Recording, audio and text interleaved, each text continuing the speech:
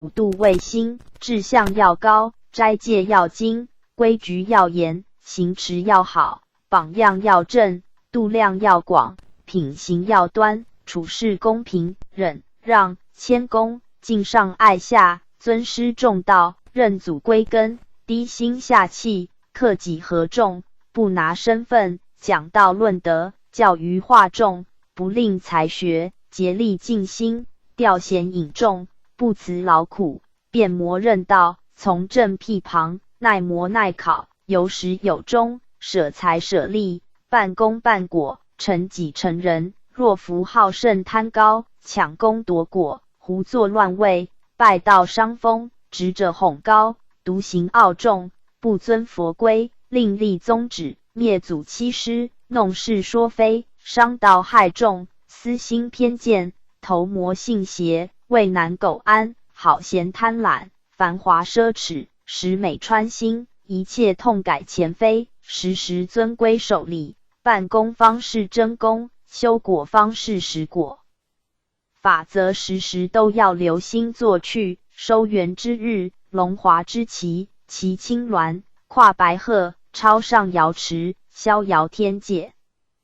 脱离轮回，高正廉位，永不投东，再不下生，与天同寿，与的其年，九玄七祖一同登极乐，同享清福，超生了死也。诗曰三奇应运开科选导举手理学圣贤，去邪归正日三省真修数载正品廉。15受的苦中苦，方为人上人。世人若为名利，皆贪的是乐，求的是福，只图荣华富贵享受。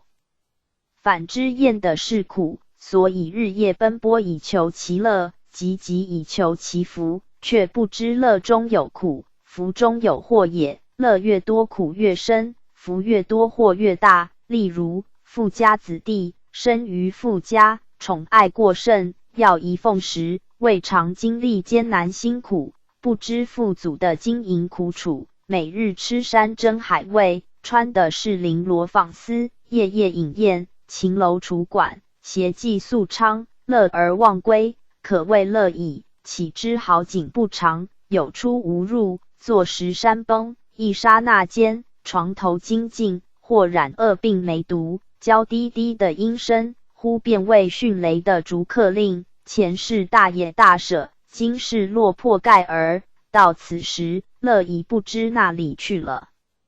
或官居极品，位至三公，一人之下，万人之上，堂上一呼，堂下百诺，声声赫赫，可谓乐矣。试看其环哄，因人作虫，奸人朋比，诗作虫窝，臭闻数里，殿堂作战场，生尸无人葬。或在位离了德政，万民怨；或国事多端，日日烦心，夜夜忧虑，其乐何在？福在那里？这不是乐极生悲吗？乐极生悲，苦尽甜来，古今名言也。世家大治，悟出世间一切皆非我，有力志气太子之荣贵，离别父母妻子，孤身隐遁山林，为求大道脱出苦海，千里便求名师，餐风宿露，卧雪眠云，或独坐荒山，苦修数十年，可谓苦矣。妙善公主，不恋公主之贵，何仙姑不贪饭食之富，甘愿闭门苦修，历受种种考炼，以今之欲业之身，不辞工作劳碌之苦，愿弃锦衣玉食，自甘如素淡薄，受尽几十年的苦修炼，亦云苦矣。